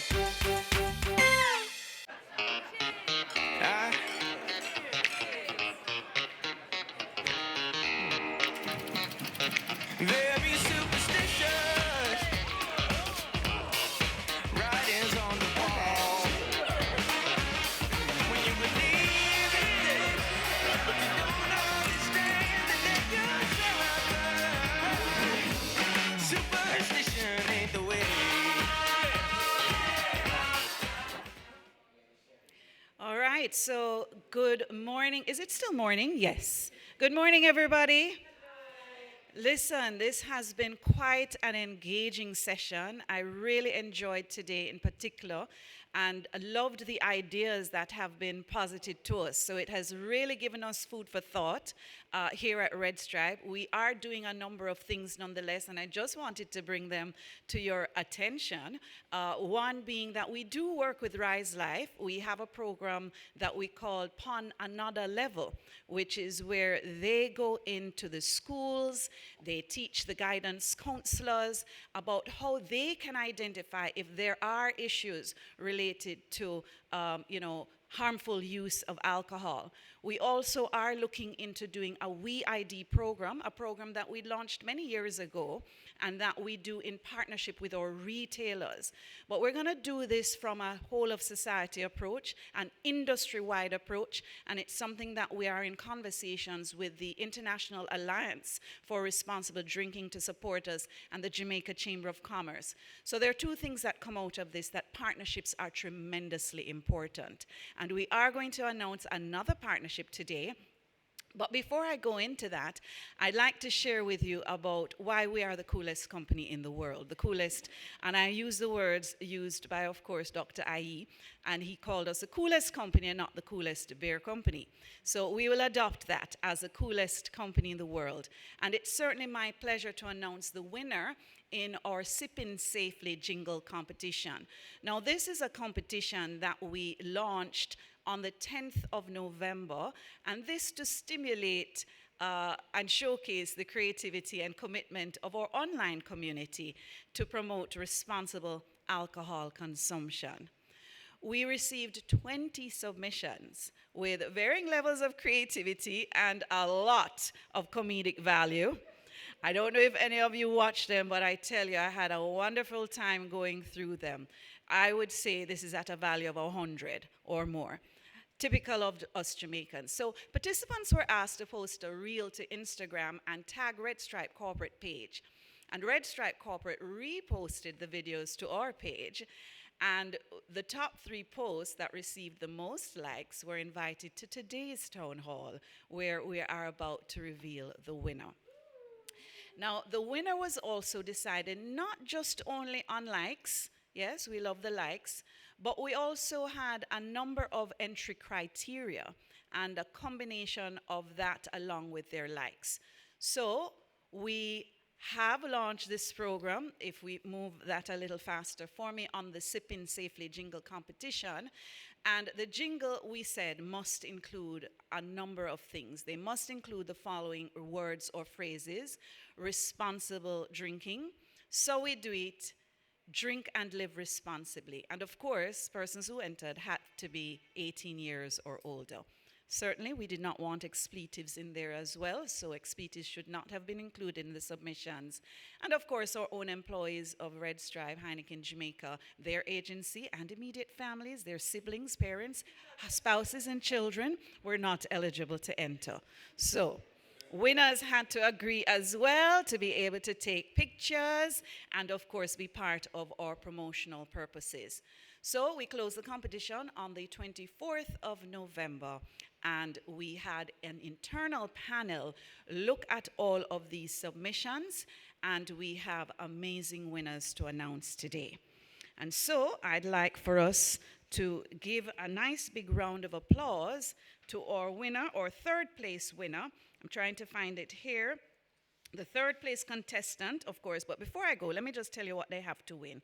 First place winner will receive $50,000 cash,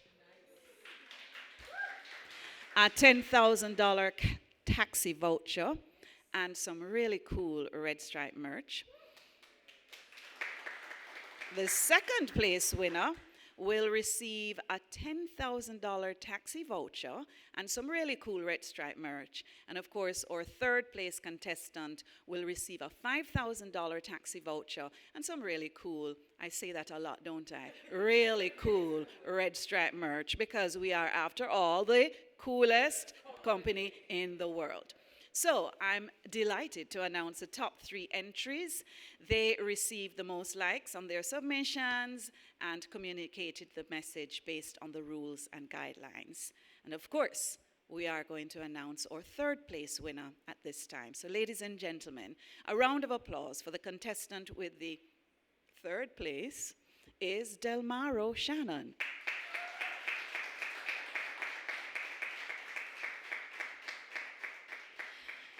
Let's keep that round of applause going for a second place winner, Tamika Mouchette. And here she comes. So please. All right, so wonderful. I really would have loved for you to see these. Thank you so much. Here we go. Congratulations, my dear. So, oops. The cool stuff. Yes, all the cool stuff is falling. This is definitely vibes book. I love it. Thank you. All right, let's go.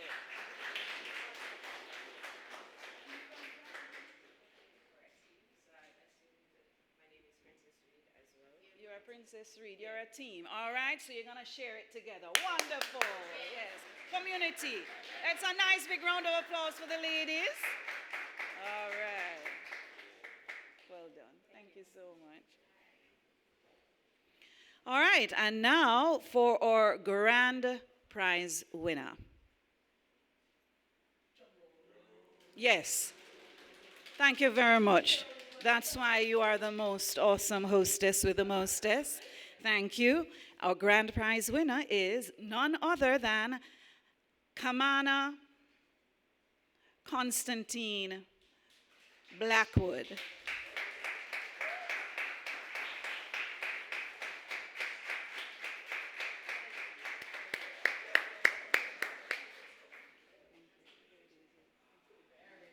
Wonderful. Let's hear it for him again, please.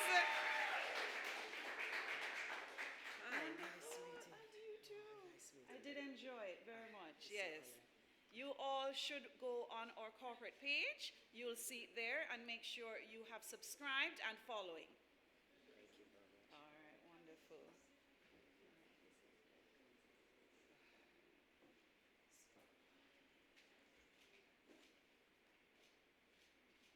Can we get some commotion, please?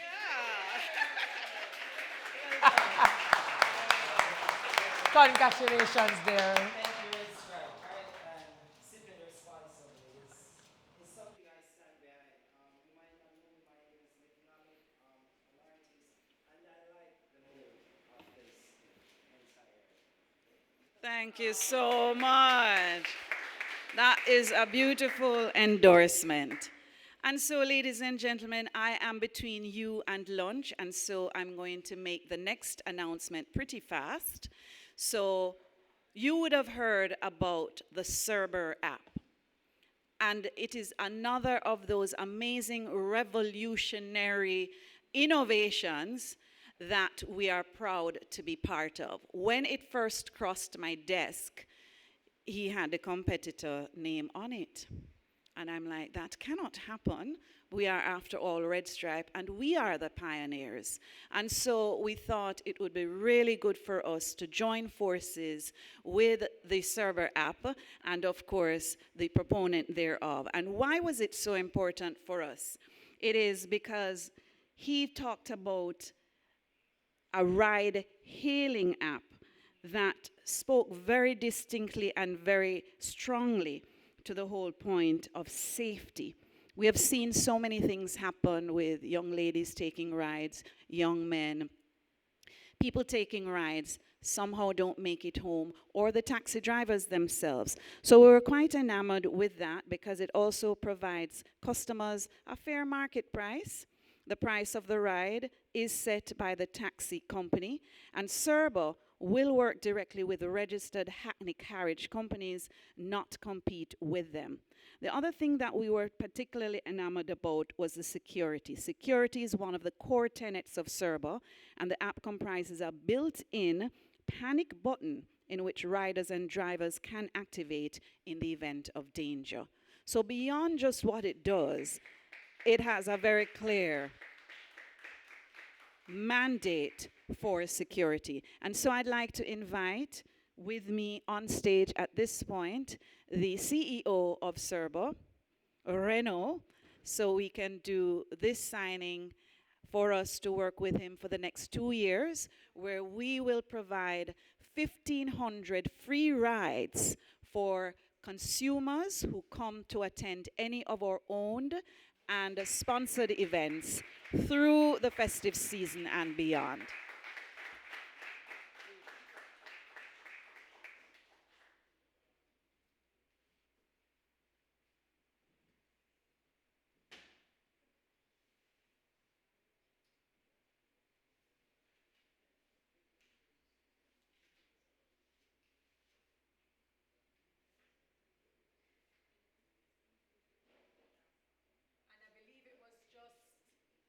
The last town hall meeting, for those of you who might not have been here, we absolutely made a similar announcement, but this was between Rise Life Management and Red Stripe for the Pon Another level that Diane had spoken about earlier. So as I said earlier, it's never just coming and sitting in the space and speaking about, things at the town hall, but it's also taking the next steps, the next actions to support people, entities, organizations that are trying their best to ensure that our safety is key and that we're drinking and living responsibly. Congratulations to Renal and the server team. Congratulations to Red Stripe. I also want to take the opportunity as they are closing off their MOU to acknowledge Andrew Folks. He was one of our panelists who is the author of The Power of Pain. And he has some copies here. They are at $2,500 naturally. And so if you can also support him as he uses his platform, he goes into schools and he uses his experiences to help change the lives of others, we absolutely would appreciate it. And congratulations again, Andrew, on your book. So that is The Power of Pain.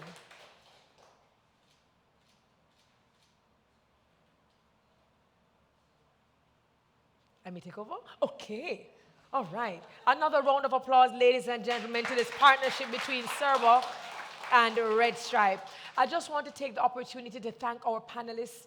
Esteemed Minister, thank you so very much for being our keynote to the private sector of Jamaica. Thank you for being such an amazing collaborator where not only this town hall is concerned, but all the programs that we're doing. To all of our guests, our specially invited guests, our stakeholders, thank you so very much. And to you, those of you who have been watching online, we know that the experience is not the same when you're not in the room, and it's a really cool room with beautiful people. Don't mean to rub it in, but thank you so very much for sticking and staying with us and for participating online. This has been Responsibility Now, beyond the tagline, unpacking responsible drinking. Stay tuned on all of the social media platforms. Ask your questions, give your comments, give your ideas and suggestions. I promise you, Red Stripe is always actively listening and implementing. Until then, please stay safe. Remember to drink and live responsibly. It's been a pleasure serving you as host. Take care.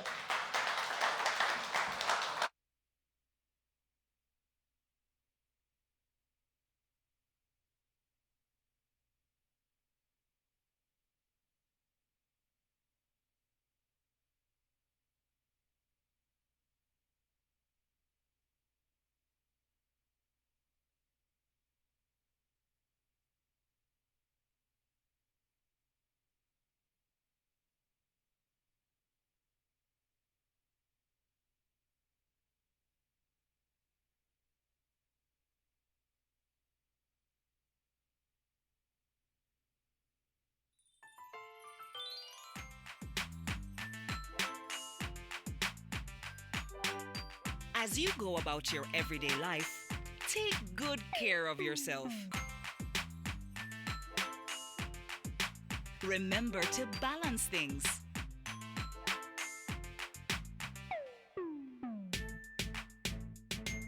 Celebrate with your favorite beverages. And enjoy a healthy, balanced meal as well.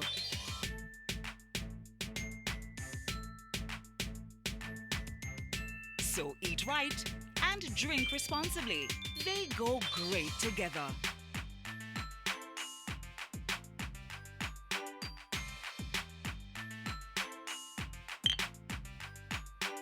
Cheers to the best in life. Must be 18 years or older. Drink and live responsibly.